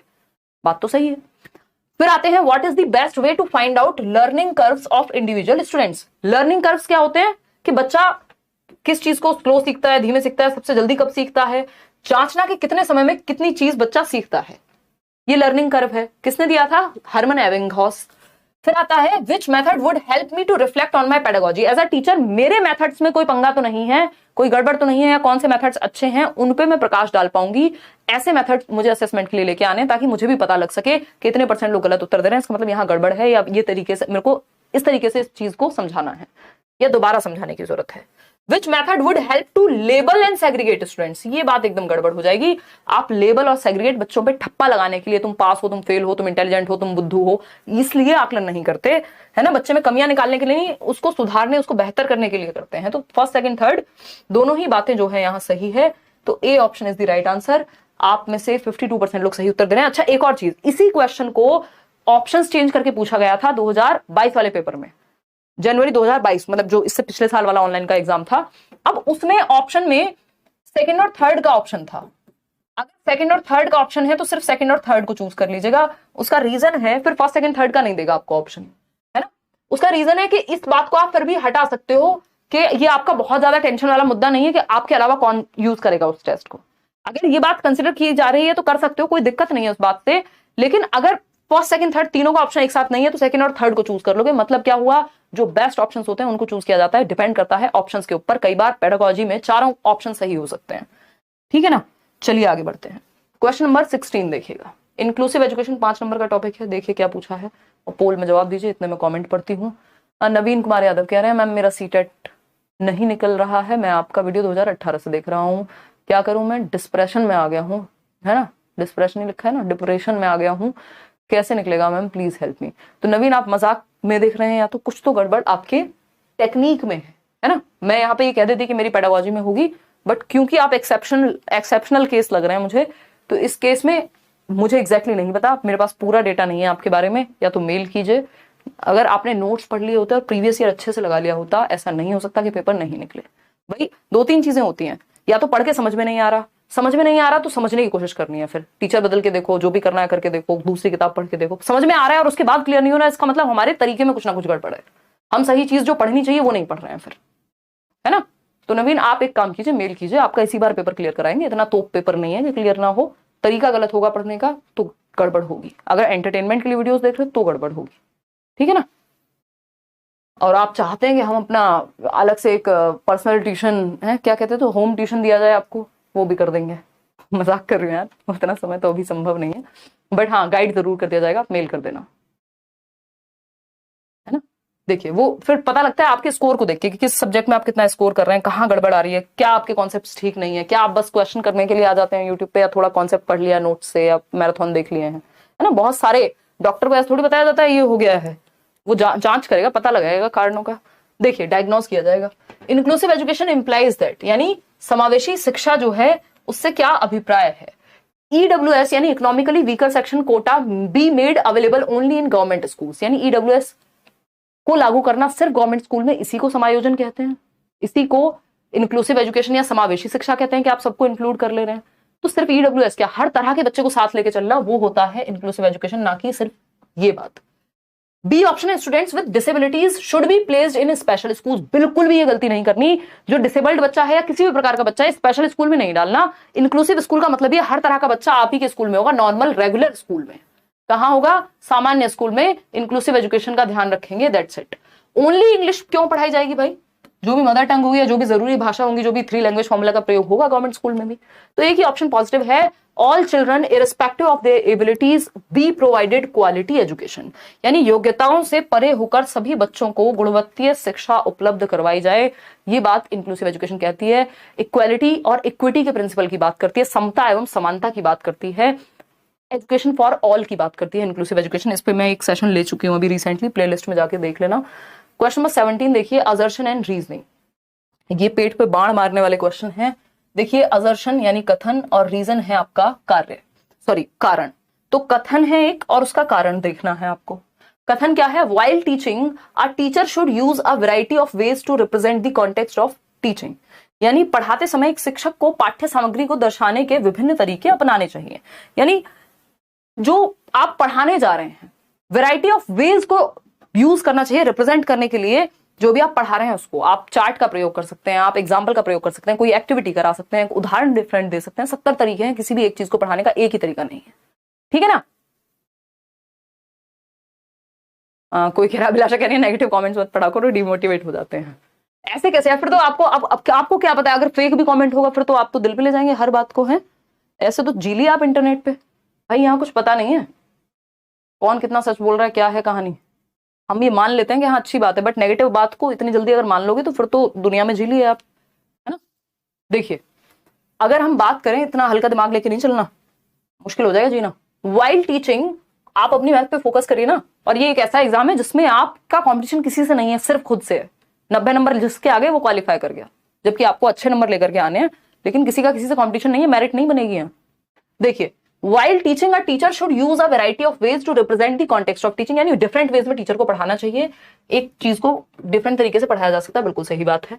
रीजन क्या दिया है इसका, teachers need to adapt their pedagogy to suit the diverse needs of learners, क्योंकि विभिन्न आवश्यकताओं वाले बच्चे हैं तो टीचर को उसी तरह से अपनी पेडागोजी में, अपने वेज ऑफ टीचिंग में परिवर्तन कर लेना चाहिए। बात एकदम सही है या गलत है, एकदम सही है। 120 तक आता है, क्लियर हो जाएगा, ज्यादा आएगा ऑनलाइन जो रियल एग्जाम होगा उसमें रियाज। तो both A and R are true and R is the correct explanation, दोनों ही बातें सही हैं। और जो रीजन दिया है वो सही से एक्सप्लेन करता है कि क्यों परिवर्तन लाना चाहिए, क्योंकि डिफरेंट तरीके से बच्चों की नीड्स को हम सूट कर पाएंगे यदि मल्टीपल वेज में पढ़ाएंगे तो। क्वेश्चन नंबर 18 देखेगा, ये कहता है a child is facing regular difficulty in writing, यानी बच्चे को रोजमर्रा में लिखने में दिक्कत हो रही है, निरंतर कठिनाई का सामना करना पड़ता है, जब भी वो लिखता है कुछ ना कुछ गड़बड़ें उसकी होती रहती हैं। She also experiences a challenge in formation of alphabets, alphabets को यानी लेटर्स को फॉर्म करने में, उसको ए बनाने में, बी बनाने में गड़बड़ होती है, वो ठीक से नहीं बना पाता। एंड स्पेसिंग ऑफ वर्ड्स, मतलब उसको पता है एक तो 100 लिखा, फिर या तो ज्यादा पास लिख दिया या फिर एक वर्ड से दूसरा वर्ड ज्यादा ही दूर लिख दिया, कितना स्पेस प्रॉपर होना चाहिए वो नहीं हो पा रहा बच्चे से। These characteristics hints towards which of the following learning disability, है ना। ये आपकी सीटेट की ही अंग्रेजी है, मैं इसमें कुछ नहीं कर सकती हूँ, हिंट्स टुवर्ड्स नहीं होगा, हिंट टुवर्ड्स, ठीक है ना।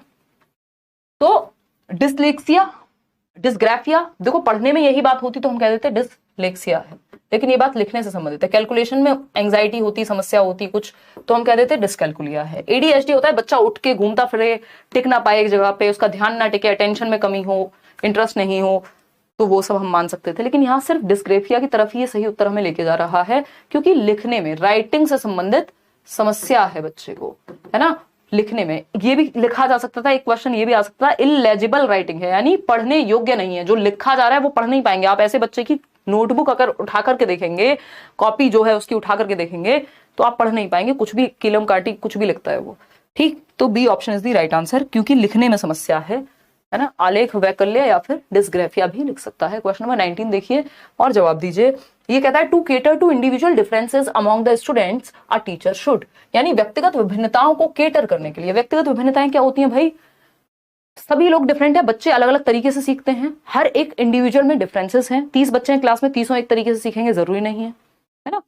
तो इंडिविजुअल डिफरेंसेस होते हैं। हमारे इंटरेस्ट यानी हमारी रुचि अलग हो सकती है, मुझे कोई खाना पसंद होगा, निशा को कोई और खाना पसंद होगा, मतलब फेवरेट फूड डिफरेंट हो सकता है, फेवरेट हॉबीज जो है वो डिफरेंट हो सकती है हमारी, है ना।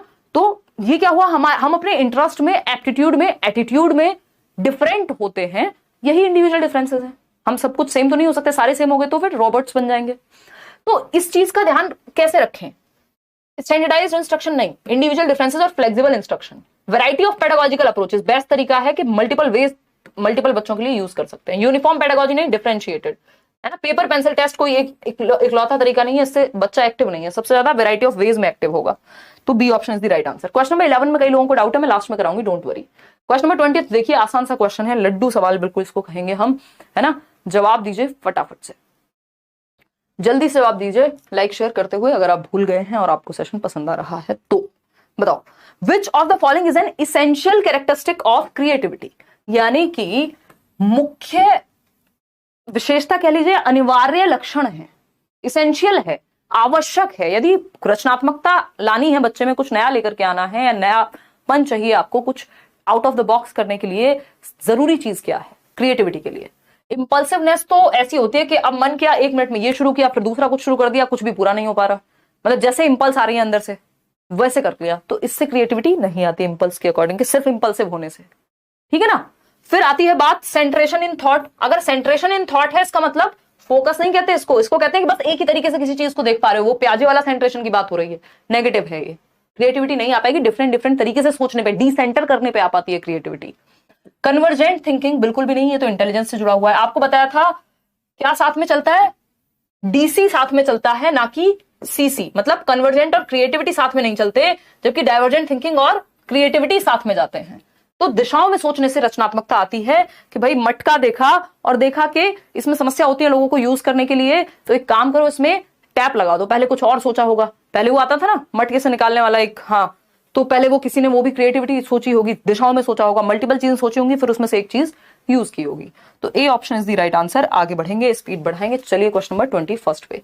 Young children construct knowledge and make meanings through, यानी जो छोटे बच्चे होते हैं वो ज्ञान की संरचना और अर्थ का निर्माण किस प्रकार करते हैं? प्याजे को याद कीजिए, जो कहते हैं कि बच्चे नन्हे वैज्ञानिक होते हैं, यानी बच्चे लिटिल साइंटिस्ट हैं, जो कुछ ना कुछ एक्टिविटी करके सक्रिय भागीदारी के थ्रू, यानी नॉलेज का एक्टिव कंस्ट्रक्शन करते हैं।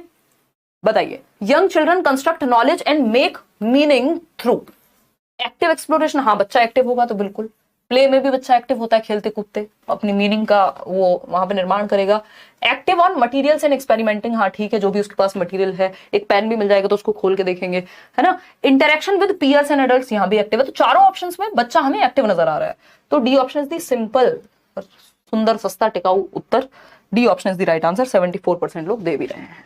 क्वेश्चन नंबर 22, हमें देखना बच्चा कहाँ एक्टिव है, चारों में एक्टिव है तो ठीक है। अगर सिर्फ एक ऑप्शन चूज करना होता तो सबसे ज्यादा एक्टिव जहां होता है उसको चूज कर लेते। पहला मतलब क्वेश्चन है 22, 22वां सवाल है, to help children memorize the phone numbers. Generally ये मेमोरी का चैप्टर आपके सिलेबस में ही नहीं है, अगर आप देखेंगे तो सीटेट के सिलेबस में मेमोरी नहीं आता है। मेमोरी अपने आप में एक ऐसा टॉपिक है जो बहुत रेयर एग्जाम्स में आता है ना।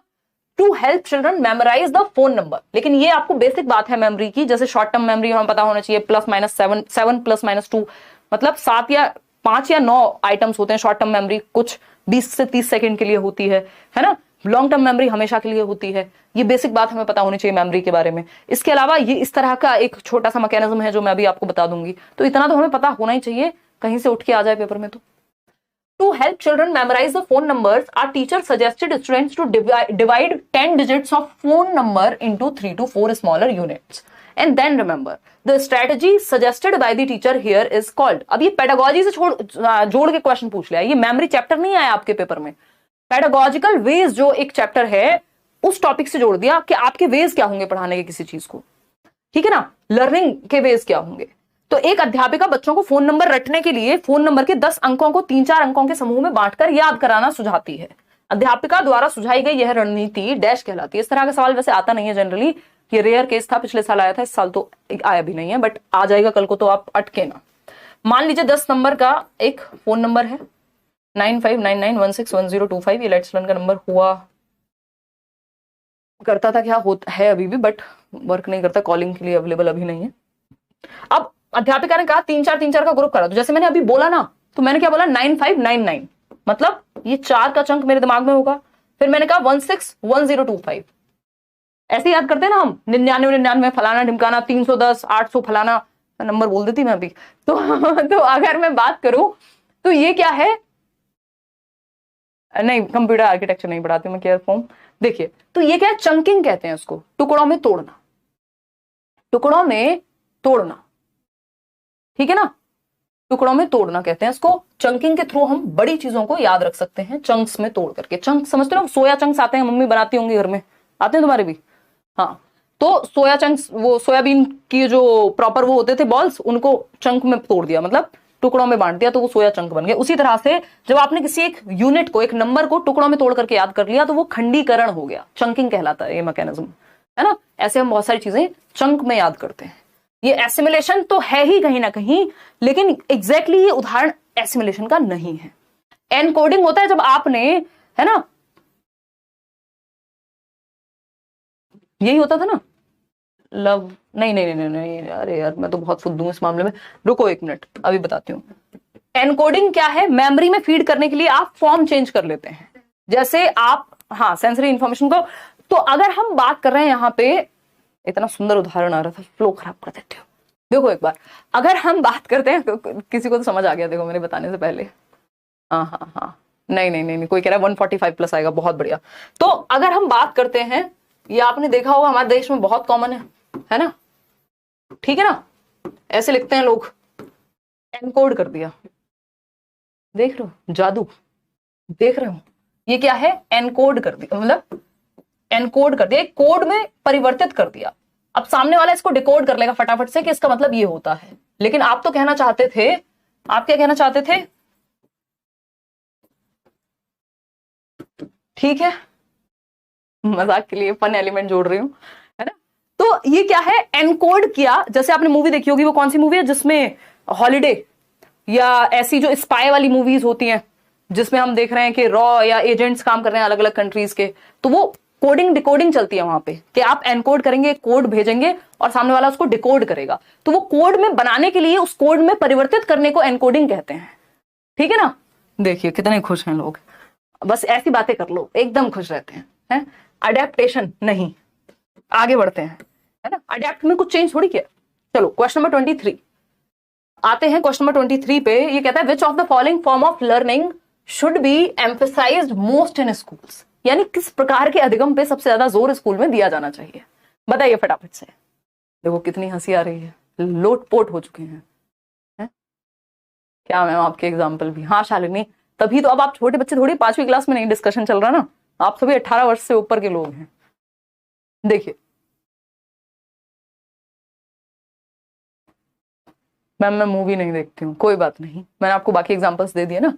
देखिए तो अगर हम बात करें विच of the following form of learning should be emphasised most in schools, यानी विद्यालयों में सबसे अधिक किस तरह के अधिगम पर बल दिया जाना चाहिए, 95% लोग ए कह रहे हैं।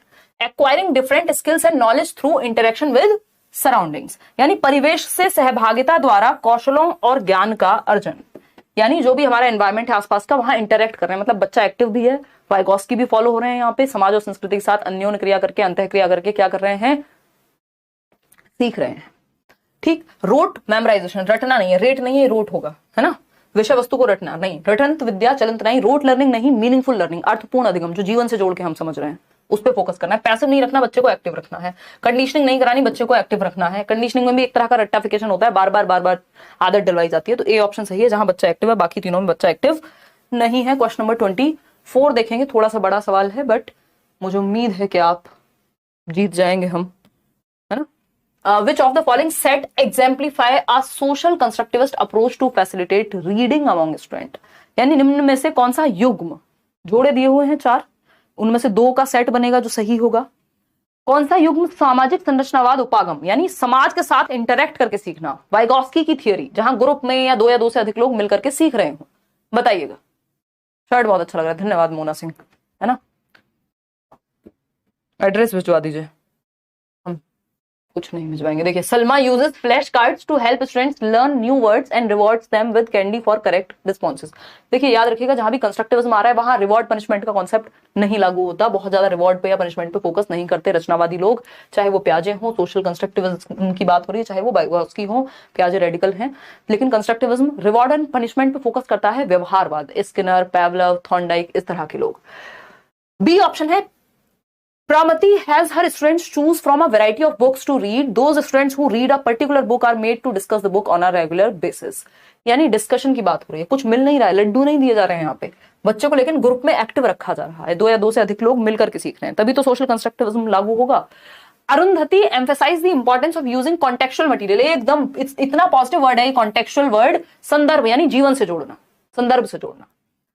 रेखा has her students write each word they miss on a spelling test 5 times। इसको रट्टाफिकेशन ही कहते हैं कि 5 बार लिख पाओ, 10 बार लिख पाओ, ये कराओ, है ना।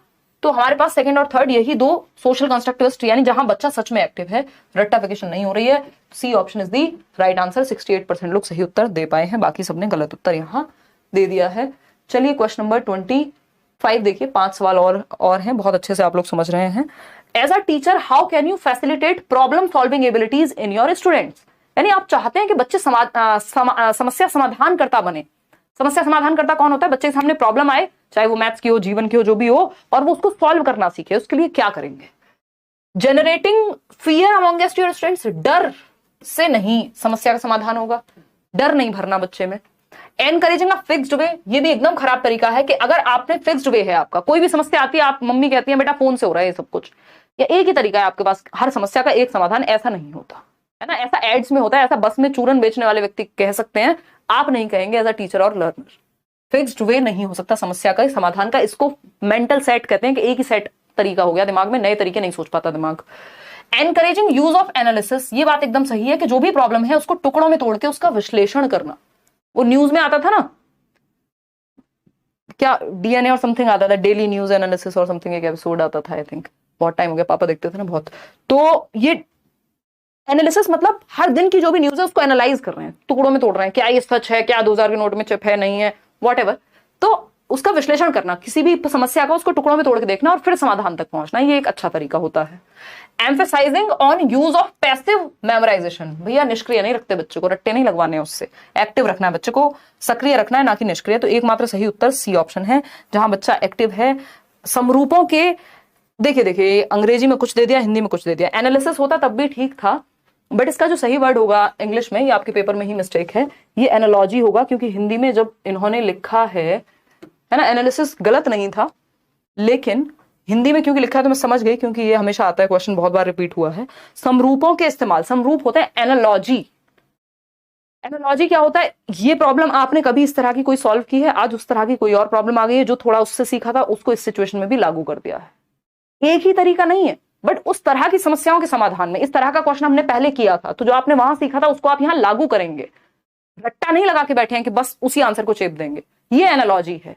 जब मैं कह रही हूं कि इस तरह की चीज हमने समझी थी, तो उस तरह की चीज कोई भी, ठीक है ना। जैसे हमारी जो आंखें हैं वो एक कैमरा की जैसी है, ये एनालॉजी है, यानी समरूप। उस तरह की अगर कोई समस्या सॉल्व की है तो उसके ज्ञान को यहाँ पे यूज करेंगे तो प्रॉब्लम सॉल्विंग हो पाएगी। उस तरह की कोई प्रॉब्लम पहले आई होगी तो आपने देखा यार, आपकी लाइफ में कोई नई समस्या आई, क्या ठीक है ब्रेकअप तो पहले भी देखा है, कोई बात नहीं झेल लेंगे, क्या हुआ, ये हुआ थोड़ी है तुम्हारा, देखिए मजाक कर रहे हो।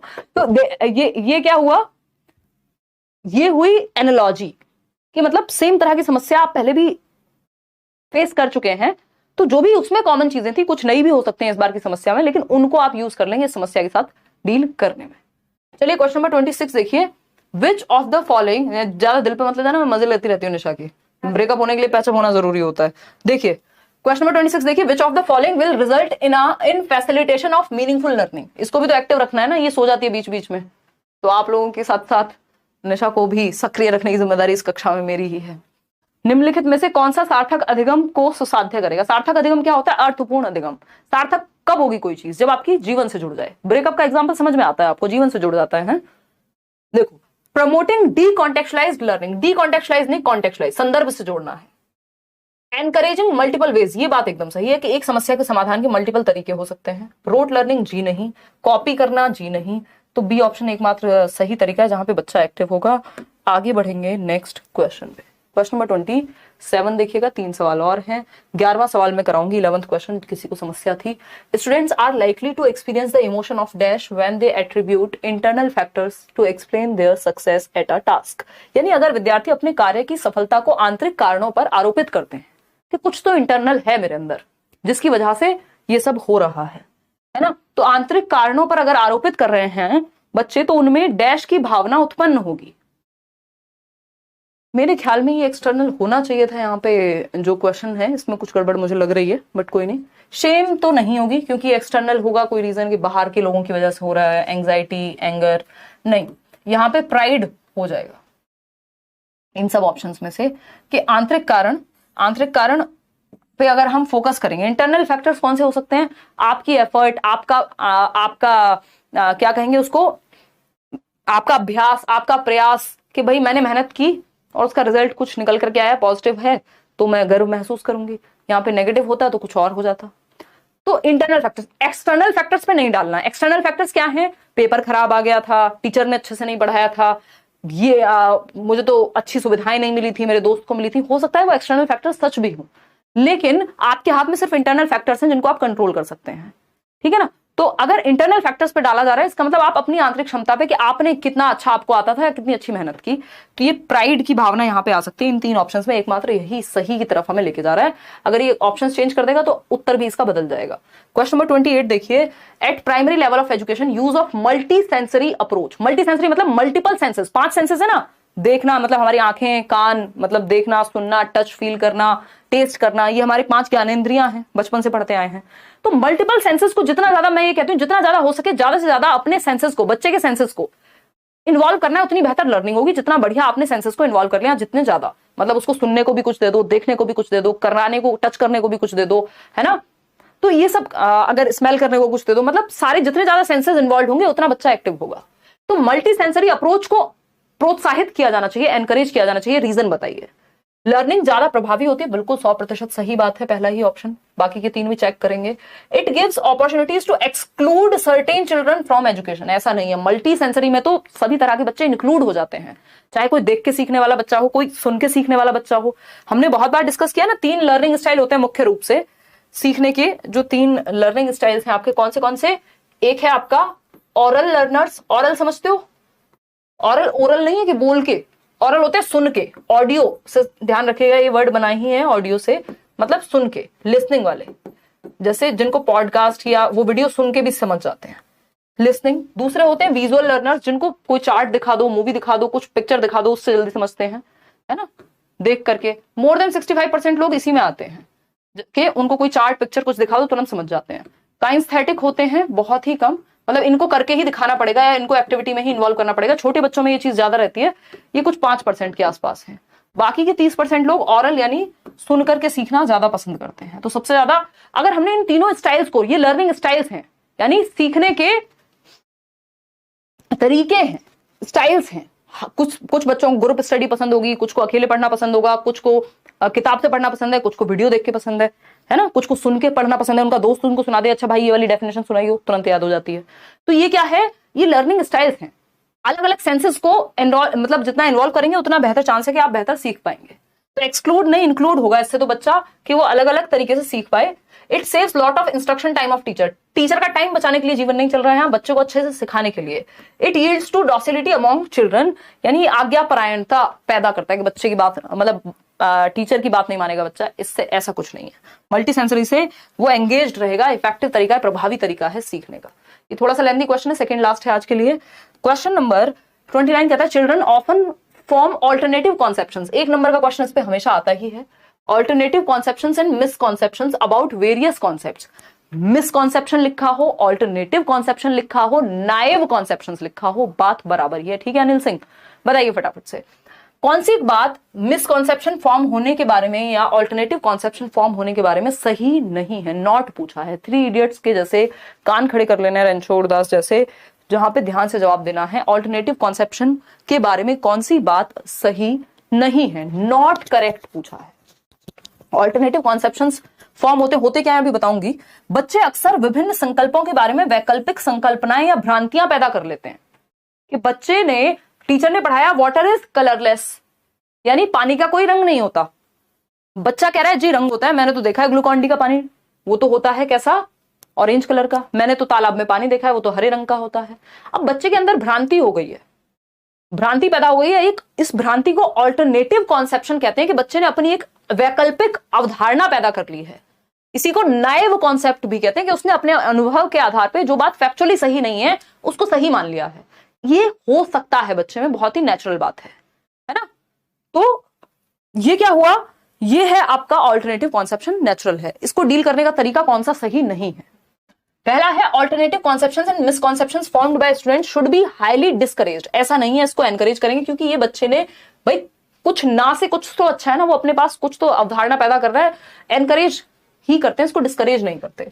Formation of alternative conceptions and misconceptions is very natural among children as well as adults. ये बात तो सही है भाई, एक स्वाभाविक सी बात है, बड़ों में भी हो सकती है भ्रांति और छोटों में भी हो सकती है। Our teacher should definitely attend to these alternative conceptions and misconceptions as they are significant in process of teaching and learning. बिल्कुल सही बात है कि इनको केटर किया जाना चाहिए, इन पर चर्चा होनी चाहिए टीचर के द्वारा। Alternative conceptions and misconceptions are not always baseless, rather these represent children's intuitive ideas about world around them। Intuitive stage पढ़ी थी ना हमने, जब मैंने कहा था मेरी बॉल भी गोल, चांद भी गोल, तो बच्चा सोचेगा भैया जो है इसलिए मेरा जो चांद है वो बॉल के जैसा है। ये इंट्यूटिव थॉट है, सहज विचार। 4 से 7 वर्ष की उम्र में ये वाली स्टेज याद होगी कई लोगों को जिन्होंने अभी बैच में रिसेंटली किया था। मैराथन में भी कभी ना कभी बताया होगा। प्री ऑपरेशनल की 2 सब स्टेजेस होती हैं, याद होगा, सिंबॉलिक स्टेज और इंट्यूटिव, 2 से 4 सिंबॉलिक। तो ये इंट्यूटिव थॉट है, हमेशा बेसलेस नहीं होते, कई बार इसमें रीजन भी होता है। भाई उसने देखा है अपने अनुभव के आधार पर रंग पानी का, इसलिए वो रंगीन बता रहा है। ठीक, ये बात भी सही है, लेकिन गलत बात पूछी थी हमसे नॉट, तो नॉट तो ए ऑप्शन में ही सही मिल गया था कि इसको हतोत्साहित करना है। यही बात गलत है और जो गलत है वही सही है क्योंकि पूछा ही गलत था। तो A option is the right answer. आप लोग, मुझे बहुत खुशी है कि सही उत्तर काफी लोगों ने इसमें दिया है। कितने परसेंट ने दिया है वो मैं अभी देख करके बताऊंगी। 65% लोगों ने। चलिए क्वेश्चन नंबर 30 है आज के लिए आखिरी, फिर क्वेश्चन नंबर 11 को एक बार रिपीट कर लेंगे। मुझे लगता है आपको कंफ्यूजन है, या हो सकता है मैंने कुछ फ्लो में जल्दी की हो। Dash view of learning explains that tangible incentives and rewards motivate students for learning. यानी कौन सा एक व्यू है लर्निंग का, कौन सा एक व्यू है लर्निंग का, निम्न में से अधिगम का कौन सा परिप्रेक्ष्य यह कहता है कि ठोस प्रलोभनों और पुरस्कारों द्वारा विद्यार्थियों को सीखने के लिए अभिप्रेरित किया जा सकता है। टेंजिबल अवार्ड्स क्या हो सकते हैं? लो बेटा पेन ले लो, है ना, लो बेटा फोन ले लो बेटा चॉकलेट ले लो। ये टेंजिबल रिवॉर्ड्स हैं जिनको छुआ जा सकता है, टच फील किया जा सकता है। 5,000 का चेक ले लो बेटा, आजकल ये भी चलता है ना। तो अगर हम बात करें ये कौन सा स्कूल ऑफ थॉट है जो इस बात को, इंसेंटिव्स को, रिवॉर्ड्स को प्रमोट करता है? अभी थोड़ी देर पहले ही बताया था। ह्यूमनिस्टिक मानवतावादी कभी नहीं करेगा, कॉग्निटिव पक्ष भी नहीं करता, वो बच्चे की मेंटल प्रोसेस पे फोकस करेगा क्योंकि मेंटल एस्पेक्ट से जुड़ा हुआ है कॉग्निटिव। सोशल कल्चरल बिल्कुल भी नहीं, क्योंकि सोशियो कल्चरल क्या है? वाइकॉस्की हो, पियाजे हो, कंस्ट्रक्टिविज्म, रचनावाद, रिवॉर्ड पनिशमेंट पे फोकस नहीं करता, चाहे वो एनसीएफ हो। बिहेवियरल जो स्कूल ऑफ थॉट है, जो साइकोलॉजी, स्कूल ऑफ साइकोलॉजी है व्यवहारात्मक, जिसमें स्किनर, थॉर्नडाइक, पैवलव, इस तरह के लोग आएंगे, वो कहेंगे रिवॉर्ड और पनिशमेंट की बात वो करेंगे। तो हम कहीं कहीं बिहेवियरिज्म को भी यूज करते हैं, बट बेटर तो है कंस्ट्रक्टिविज्म। ठीक है, क्लियर है बात? तो B option is the right answer. ये व्यवहारवादी लोग करते हैं रिवॉर्ड पनिशमेंट की बात। ठीक है ना। तो आउट ऑफ 30 कितने ठीक हुए वो आप कमेंट्स में बताएंगे। कोई भी बैच में आपको एनरोल होना हो आप करियर विल ज्वाइन कर सकते हैं। अभी सीटेट के बैच में एडमिशन ओपन है, DEET+B का बैच जल्दी ही आएगा, और किसी बैच में मुझे लगता नहीं है कि बिहार 7th फेज में ओपन है। वो सारी आपको रिकॉर्डेड वीडियोस भी वहां मिल जाएंगे। आउट ऑफ 11th क्वेश्चन पे जाना था ना हमको। ये आप इतने कमेंट्स में बताइएगा कितने ठीक हुए हैं। 25, 23, 10, 16 में से अच्छा बाद में आए होंगे आप। 29/30 बहुत ही बढ़िया। क्वेश्चन में 11 देखिए, किसी को समस्या थी इसको समझने में। देखिए क्वेश्चन में क्या पूछा है, a child has the ability, यानी बच्चे में क्षमता है किस चीज की, to understand the intentions and desires of others, दूसरों की इंटेंशंस को समझने की और इच्छाओं को समझने, किसकी, दूसरों की। द चाइल्ड हैज, स्पेशल तो होगा नहीं, ये तो स्पेस से संबंधित हो गया, कि भाई किसी रूम को देख के बता देता है मम्मी इसमें ये वाला बेड इधर रखो, इधर आपका टीवी लगाओ, ये दिशा में अच्छा आएगा, ये मूर्ति अच्छी बनाता है, ड्राइंग अच्छी बनाता है तो स्पेशल कह दिया। वो तो है नहीं, नेचुरलिस्टिक हो नहीं सकता। इंट्रापर्सनल जो है वो अगर बच्चे की खुद की डिजायर्स को समझने की बात होती तो इंट्रापर्सनल हो जाता उत्तर, लेकिन अदर्स लिखा हुआ है तो इंटरपर्सनल, दो या दो से अधिक, मतलब दूसरों की डिजायर्स, दूसरों की इंटेंशन को समझने में। हिंदी में मत इसको जज करना, मैंने बताया था आपको हिंदी में गड़बड़ हो सकती है। अब हिंदी में यही ऑप्शन आपको अंतः व्यक्तिक मिल जाएगा और अंतरा व्यक्तिक इंट्रापर्सनल को कह देते हैं। तो अब इंग्लिश में अगर हिंदी में गलती होती है तो बाय डिफॉल्ट आपका जो इंग्लिश वाला पार्ट होता है उसी को सही मानता है बोर्ड आपका। कोई भी, ज्यादातर बोर्ड्स में यही है, सीटेट में तो यही है, सीबीएसई फिर इंग्लिश वाले ही साइड को सही मानेगा। तो ये अंतरा व्यक्तिक इसलिए मैंने इसको मार्क कराया था। हिंदी में इंट्रापर्सनल को भी अंतरा व्यक्तिक कह देते हैं और अंतः व्यक्तिक उल्टा हो सकता है, बट इंग्लिश वाला आपको यहाँ पे देखना है इंटरपर्सनल, ठीक है ना। इसमें क्यों टेंशन लेते हो, इंग्लिश वाली साइड पढ़ लिया करो। हिंदी मीडियम से उसका मतलब ये नहीं है अभी ये कॉम्पिटेटिव एग्जाम्स है, स्कूल वाले एग्जाम नहीं है कि आप इंग्लिश की तरफ देखेंगे नहीं। इंग्लिश यहाँ की स्टैंडर्ड लैंग्वेज अगर देखें तो इन ऐसे एग्जाम्स की जहाँ पे फाइनल अगर गलती हुई है हिंदी वाली टाइपिंग में तो इंग्लिश को ही फाइनल माना जाता है। चलिए आज के लिए इतना ही रखें, कल मिलेंगे हम लोग और कल मिलेंगे। बी और ओन कांस्टेंट, अपना ध्यान रखिए, अपने साथ बने रहिए। कल हम नेक्स्ट कोई और सब्जेक्ट करेंगे या टॉपिक करेंगे इसमें सीडीपी में जो फिर बाकी होगा। ये मेल आईडी है और यहाँ पे टेलीग्राम पे या सब जगह एक दिन पीडीएफ जरूर मिलेंगे। डिले चल रहे हैं आई नो। चलिए फिर आज के लिए इतना ही। Thank you so much, take care, bye bye, tata, good night. बहुत रात तक आपको जगाया, आज परेशान किया। क्या परेशान किया, सीखोगे नहीं। चलिए टेक केयर, बाय, कल मिलते हैं। 9:15 मिलने की पूरी कोशिश रहेगी।